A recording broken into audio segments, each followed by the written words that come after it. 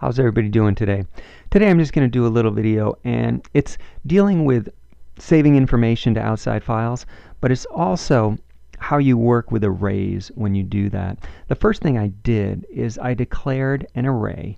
I called it days of week, and I added the days of the week to it. Now let's say I want to take this entire contents of this array and save it to an outside file.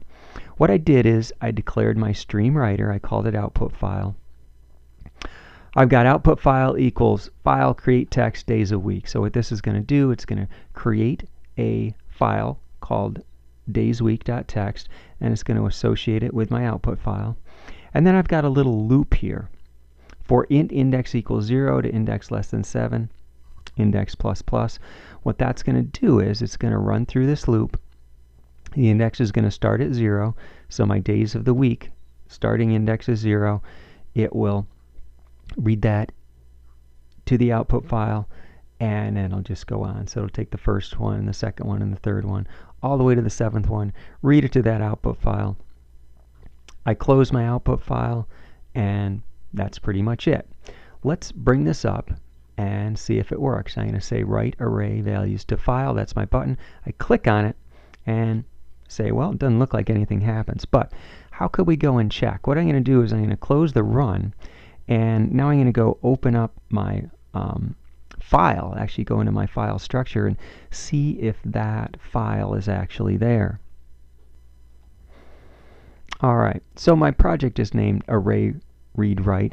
If I dig into this folder, I say, okay, here's bin, here's debug, and I'm looking for a file called daysweek, and I open it up. Sure enough, it's a little text file, and it has the days of the week in there, so I can verify, okay, that worked. Good.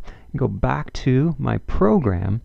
The next thing I wanted to talk about is how you can read data from an outside file and bring it into an array. Now for this one, I'm going to use a different array. I've created an array called months here, and I've set it up with 12 placeholders. Right now this array is empty. I set up my stream reader. I called this input file. And now I'm going to go down here, and I set my input file to file.opentext months.txt. Now in order for this to work, there has to be a file called months.txt. If that's not true, my program will crash. You might notice up here, before I did this line, I've got a little if statement. If file exists months.txt. What that does is kind of a little an insurance policy. Okay, if this file does not exist, this if statement will not get executed, so it won't try to do anything. Basically, if you use a file exists, it goes out into your project in the bin debug file, and it looks around, and if it doesn't find this, it says, well, no, that's not true, file doesn't exist. So again, it's just a nice little thing that you can do to help ensure that your program will not crash. Anyhow, so I've got my input file set to months.txt. Now down here I do a little integer variable called count, and then I set up a loop to read in from that input file into my array. Now my count variable starts at 0, so the first indice of my months array is going to be 0. Each time I go through this loop, count gets incremented, so it'll go 1 to 2 to 3. Now, a very interesting and important thing, look at the condition of my loop. I've got while input file.peak is greater than -1. Okay?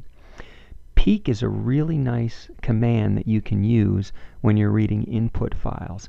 What happens if your record pointer reaches the end of the file, peak will return a -1. You don't want to try to read past the end of a file because you will create an error and your program will crash.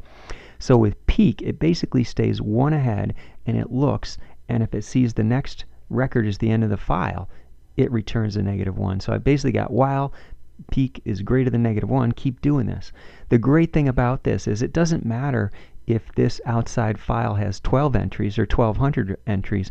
It'll just read through all of them, and when it's done, it'll stop. The last thing I do is I just load this, what I have, into my array. I close my input file and I load that into a loop. So